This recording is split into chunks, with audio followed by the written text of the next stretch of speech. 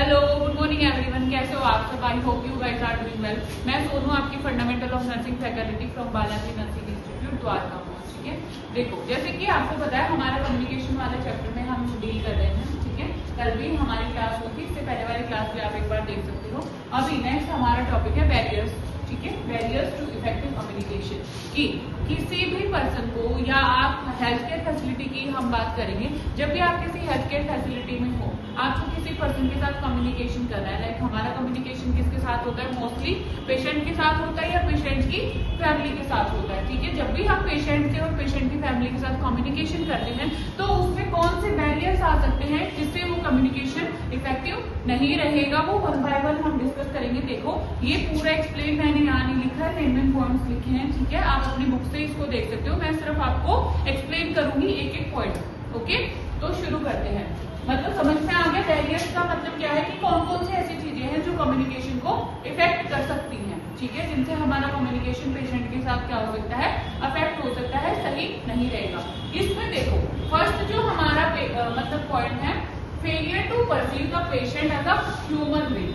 मतलब इसका मतलब क्या है कि अगर आप किसी पेशेंट को as a human being treat नहीं कर रहे हो, ठीक है, तो आज क्या आपका कम्युनिकेशन इफेक्टिव होगा? वहां पे बिल्कुल नहीं होगा। आप किसी भी पेशेंट को एज अ ऑब्जेक्ट ट्रीट कर रहे हो। आप कोई भी प्रोसीजर करने गए, पेशेंट बोल रहा है मुझे पेन हो रहा है, फिर भी आप कंटिन्यूअसली उस प्रोसीजर को करते ही जा रहे हो। आप बिल्कुल नहीं समझ पा रहे हो कि पेशेंट को कितनी प्रॉब्लम हो रही है आपकी उस काम की वजह से। ठीक है, तो वो क्या होता है, अगर आप किसी भी पेशेंट को अच्छे से as a human being treat नहीं करते, वहां आपका कम्युनिकेशन क्या होता है? इफेक्ट हो जाता है, कम्युनिकेशन बेटर नहीं रहता। समझ में आया? Failure to perceive the patient as a human being, इसमें आपका क्या होता है? एज अ ऑब्जेक्ट अगर आप किसी पेशेंट को ट्रीट करोगे तो वहां आपका कम्युनिकेशन क्या होगा? इफेक्टिव नहीं होगा। ओके, नेक्स्ट है फेलियर टू लिसन।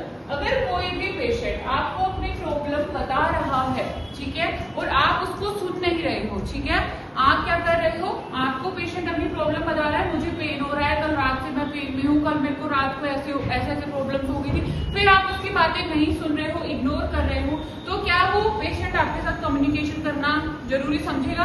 बिल्कुल नहीं समझेगा। तो फेलियर टू लिसन, अगर आप किसी पेशेंट की कोई बात नहीं सुन रहे हो तो इसका मतलब क्या है? वहां पे भी आपका एक बैरियर आ जाता है कि पेशेंट आपके साथ कम्युनिकेशन करना नहीं चाहेगा। ओके, नेक्स्ट है इनएप्रोप्रिएट कमेंट्स एंड क्वेश्चंस। इसका क्या मतलब है? देखो पेशेंट ने आपको अपनी सिचुएशन बताई, आप उसकी पेशेंट मतलब आप उसकी सिचुएशन को समझो। आप क्या कर रहे हो? वहां पे उसको इनएप्रोप्रिएट कमेंट और क्वेश्चंस वहां पे कर रहे हो। ठीक है, इनएप्रोप्रिएट कमेंट उस पे कर रहे हो कि नहीं आपने ऐसे किया होगा, तब आपके साथ ऐसा हुआ है। ठीक है, और आप उसको वापस क्वेश्चन कर रहे हो कि आपने ऐसा किया ही क्यों? ठीक है, तो आपका कम्युनिकेशन वहां पे भी क्या होगा? अफेक्ट होगा। इसका मतलब इनएप्रोप्रिएट कमेंट और क्वेश्चन, अगर आप पेशेंट की सिचुएशन में इनएप्रोप्रिएट कमेंट्स और क्वेश्चन करते हो, वहां पे भी आपका कम्युनिकेशन क्या होता है? इफेक्ट होता है। ठीक है, अगर जो एप्रोप्रिएट कमेंट्स नहीं है उस सिचुएशन को लेके, अगर आप वो यूज करोगे, वहां पे भी आपका कम्युनिकेशन क्या होगा? अफेक्ट होगा। उसके बाद है गिविंग फॉल्स रीएश्योरेंस। देखो किसी भी पेशेंट को झूठा दिलासा आपको नहीं देना। ठीक है, झूठा सांत्वना आपको नहीं देना।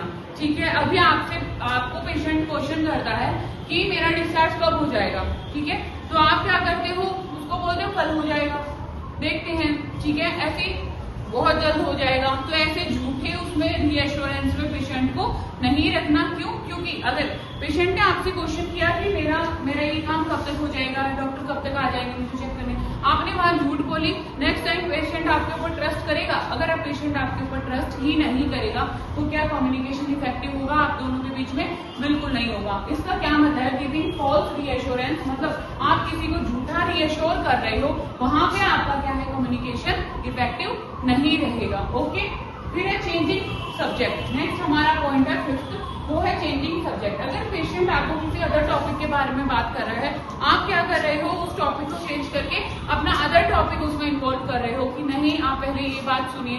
तो आपने पेशेंट का जो सब्जेक्ट था या टॉपिक था उसको चेंज करके आप अपनी बात पेशेंट को बताने लग गए हो, वहां पे भी आपका कम्युनिकेशन क्या होगा? अल्टर होगा। पेशेंट आपके साथ कम्युनिकेट करना पसंद नहीं करेगा। ओके, उसके बाद है एग्रेसिव इंटरपर्सनल बिहेवियर।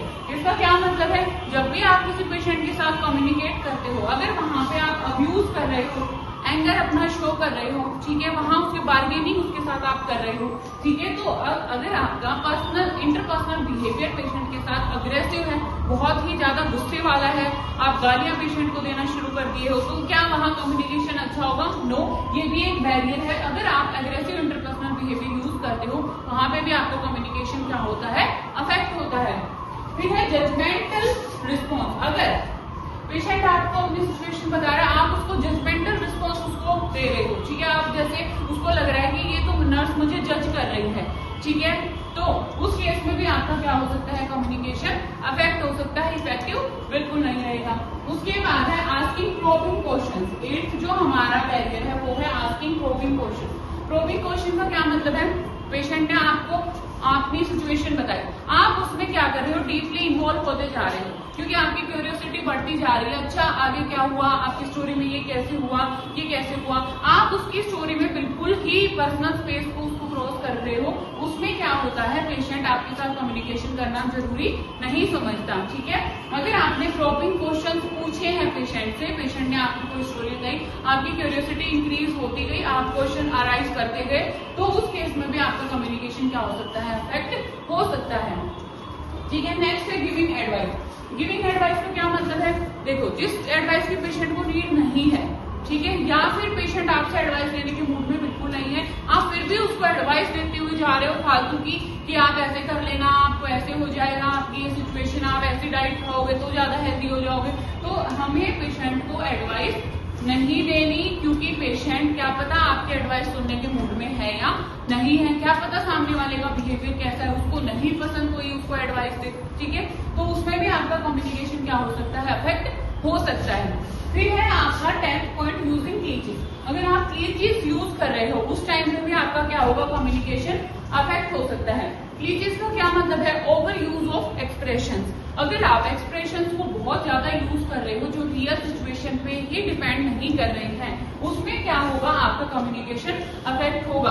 अगर हम इसमें एग्जांपल की बात करें क्लीचेस में, देखो, आप कंटिन्यूअसली पेशेंट को बोल रहे हो आर यू फाइन, ठीक है, you will be fine, don't worry, ठीक है, तो ऐसी अगर लाइंस आप कंटिन्यूअसली यूज कर रहे हो जो रियल सिचुएशन से बिल्कुल मैच नहीं कर रही, उस केस में भी आपका क्या हो सकता है? कम्युनिकेशन अफेक्ट हो सकता है। क्लीचेस का मीनिंग समझ में आया?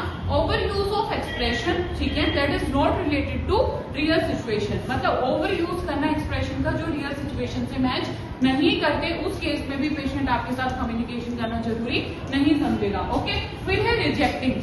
रिजेक्टिंग बिल्कुल सेम ऐसे ही जैसे आपका 5th पॉइंट था, चेंजिंग सब्जेक्ट या फिर चेंजिंग टॉपिक। मतलब पेशेंट आपसे कुछ मतलब आपको कुछ बताना चाहता है, आप उसकी बात को रिजेक्ट करके अपनी कोई क्वेश्चन शुरू कर देते हो, ठीक है, अपनी कोई बात शुरू कर देते हो, वहां पे भी आपका कम्युनिकेशन क्या होगा? अफेक्ट होगा। और रिजेक्टिंग भी क्या है? बैरियर है कम्युनिकेशन के अंदर। ये बहुत इंपॉर्टेंट टॉपिक आपका है, आपके क्वेश्चन में पूछा जाता है पेपर में, कि शॉर्ट आंसर क्वेश्चन में भी पूछ सकते हैं, लॉन्ग आंसर में भी पूछ सकते हैं, कि बैरियर्स ऑफ कम्युनिकेशन या define communication and explain the barriers of communication. तो आप अच्छे से ये वाली लिस्ट याद करो, एक एक को एक्सप्लेन करो, ठीक है, और ऐसे आपका कम्युनिकेशन आप बैरियर्स सीख जाओगे। तो एक बार मैं रिवाइज करवा देती हूँ। फर्स्ट बैरियर था कि जिसमें आप पेशेंट को एज अ ह्यूमन बीइंग अगर ट्रीट नहीं कर रहे हो तो आपका कम्युनिकेशन इफेक्ट होगा। दूसरा था फेलियर टू लिसन, अगर आप पेशेंट की प्रॉब्लम को नहीं सुनना चाहते हो, वहां आपका कम्युनिकेशन इफेक्ट होगा। फिर है इनएप्रोप्रिएट कमेंट और क्वेश्चन, पेशेंट के सिचुएशन पे आप इनएप्रोप्रिएट कमेंट और क्वेश्चन कर रहे हो, उस केस में आपका कम्युनिकेशन इफेक्ट होगा। गिविंग फॉल्स रीएश्योरेंस, किसी भी पेशेंट को अगर आप गलत रीएश्योरेंस कर रहे हो, रीएश्योर कर रहे हो, उस केस में आपका कम्युनिकेशन इफेक्ट होगा। फिर है चेंजिंग सब्जेक्ट, पेशेंट कुछ अदर टॉपिक पे बात करना चाहता है, आपने सब्जेक्ट चेंज कर दिया, उस केस में आपका कम्युनिकेशन इफेक्ट होगा। एग्रेसिव इंटरपर्सनल बिहेवियर, अगर गुस्से में आपने उनसे बात करी तब भी कम्युनिकेशन इफेक्ट होगा। जजमेंटल रिस्पॉन्स, ये तो आप जानते हो कि किसी सामने वाले को अगर आप जज करके उसके साथ कम्युनिकेशन करोगे तो वो आपसे बात करना पसंद नहीं करेगा। आस्किंग प्रोबिंग क्वेश्चन, ऐसे एक्स्ट्रा ही क्वेश्चन आप उससे अराइज करोगे तब भी वो आपसे कम्युनिकेशन नहीं करेगा। गिविंग एडवाइस, फालतू किसी को एडवाइस आजकल नहीं पसंद होती, तो आप एडवाइस भी पेशेंट को नहीं करो एक्स्ट्रा। यूजिंग क्लीचेस, अगर आप बहुत ज्यादा ओवर एक्सप्रेशन किसी चीज का कर रहे हो तो वहां पे भी आपका कम्युनिकेशन इफेक्ट हो सकता है। उसके बाद है रिजेक्टिंग, अगर आप सामने वाले की बात को रिजेक्ट करके आप अपनी बात रख रहे हो, वहां पे भी आपका कम्युनिकेशन क्या हो सकता है? अफेक्ट हो सकता है। Thank you.